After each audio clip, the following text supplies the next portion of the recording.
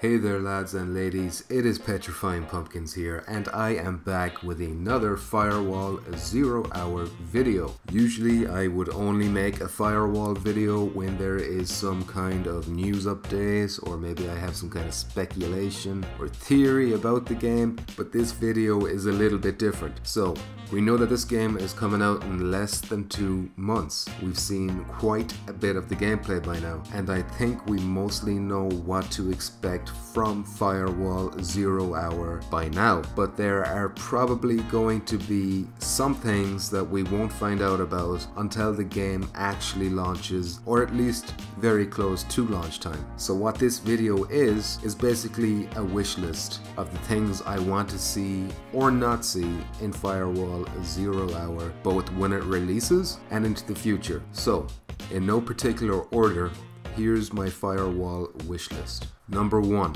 AIM and DualShock parity.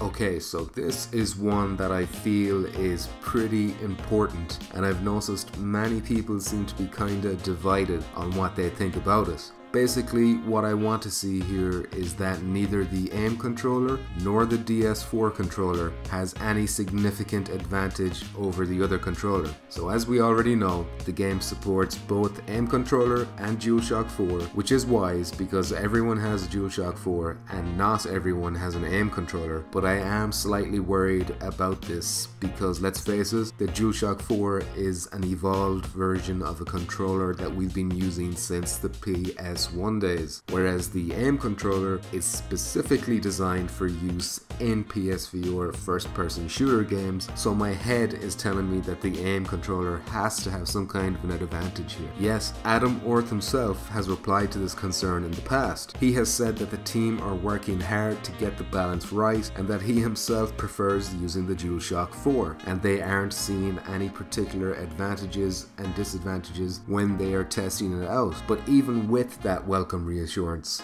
I'm not totally convinced. Anytime they've demoed the game, they've done so with the AIM controllers, and when you demo your game, you're going to want to show it at its best, so I kind of get the feeling that the AIM controller will be the superior option. Now of course it's possible that Sony stepped in and asked them to use the AIM controllers for their demos to help them push them, and to help them push their newly announced bundle, so who knows. Honestly, I think one of the methods is bound to be better than the other no matter what. My only wish here though is that the difference is negligible enough that it can be countered with skillful play. Number 2, friendly fire support.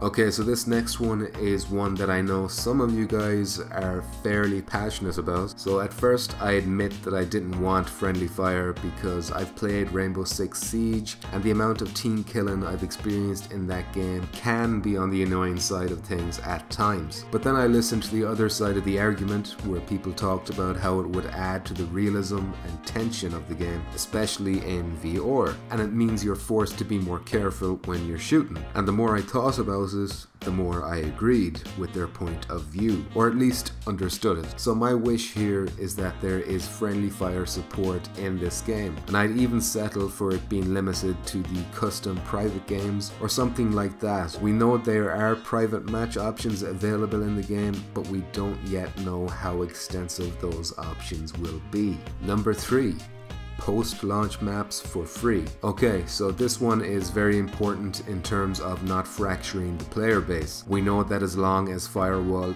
doesn't fail miserably, there's a good chance we'll be seeing post-launch content, including new maps to add to the 9 we'll be getting in the base game. And I believe it is crucial that these maps be free for all Firewall players. PSVR has sold maybe 3 million units tops right now. That's a small market for this game to be targeting, relatively speaking anyway. And out of that 3 million, only a segment of that player base will actually buy Firewall, and then only a segment of that segment will continue to play Firewall regularly in the weeks and months after its launch. And then An even smaller segment of those players will buy whatever DLC gets released, unless it's free of course. So really, we can't afford to lose any players for matchmaking. That is why maps need to be free, because nothing splits a player base worse than paid map packs. I have good faith that First Contact are on the same page as me in this line of thought, as they've already spoken about the importance of not fracturing the player base being the reason there'll only be one mode at launch.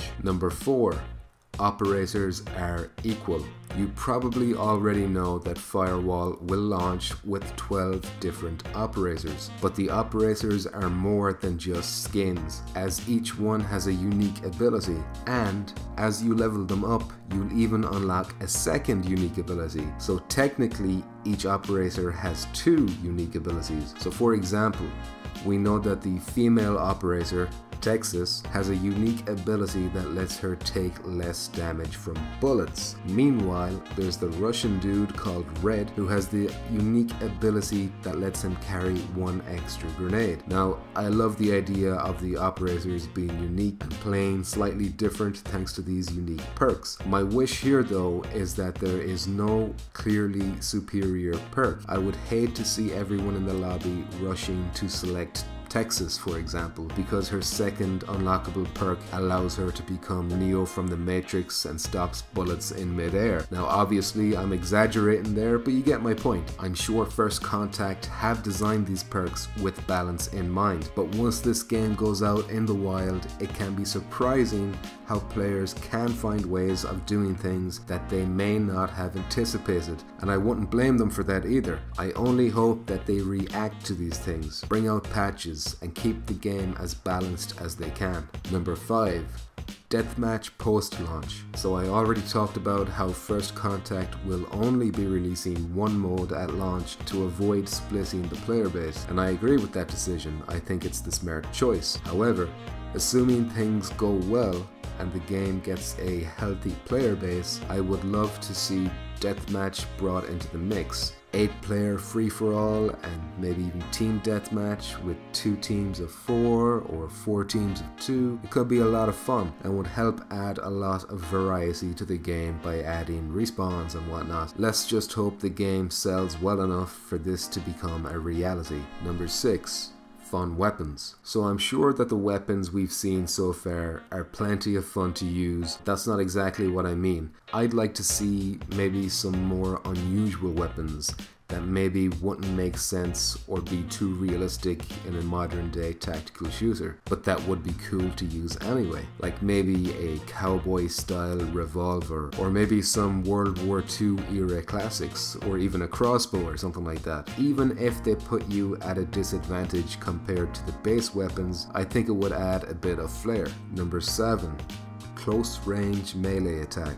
Okay, so I'm probably stretching to call this one a wish. It's more something that I think might be cool to see in the game, though I don't expect to actually see it because it would be fairly awkward to do with an aim or DualShock controller, I think. But just imagine sneaking up on an enemy and then smashing him over the back of the head with the back end of your aim controller to down him. That could be a bit of fun. Number 8.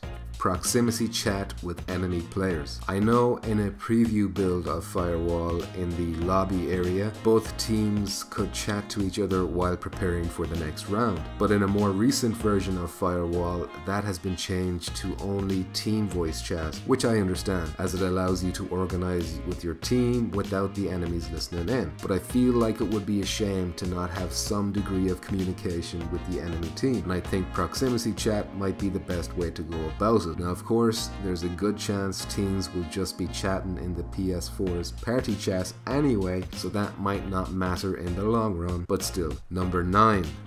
Decent AI. So this one is fairly self-explanatory. I don't expect I'll be playing much against the AI in this game, but it would be nice if they weren't dumb as rocks. I'd like to see them take cover and maybe make flanking maneuvers and stuff like that. I don't want them to be too easy or unfairly hard, unless there's a very easy mode and maybe an extremely hard mode or something along those lines. If the AI is bad in this game, then that will ruin both the training mode and the co-op mode. effectively making only the PvP multiplayer mode the only mode worthwhile, which would be a shame. Number 10. Cosmetics to be cool and not just silly. Okay, so I know this will differ from person to person, but I hope the cosmetics in this game are actually somewhat realistic and cool looking, not just completely outlandish like maybe rainbow trails coming out of your ass or something like that. Now, I'm not a complete dry shite. I wouldn't mind seeing some funny or unrealistic stuff in there, like gun skins that lights up or a unicorn mask or stuff like that, just as long as you have the more grounded stuff in there too that might be somewhat stylized to look cool. Country themed stuff would also be welcome, hopefully not just USA stuff either. I'd like to support this game post release by buying some cosmetic microtransactions, so I hope there'll be stuff there that appeals to me. Number 11. Theater mode. Okay, so if you've played Call of Duty or Battlefield or even GTA 5, you might notice they include their own version of a cinema mode, which is essentially a recording of a match you played, except you can move the camera around the map and view things from whatever angle you want, and fast forward and pause and rewind and even do slow motion and stuff like that. Now, I love that kind of thing, but I'd love it even more in VR. You could be a disembodied entity floating around the map, even watching yourself getting kills from the third person perspective and stuff like that. Then press pause and float around watching bullets whizzing by in the air and whatnot. It would really help make cinematic videos for Firewall 2. Number 12. A stable launch.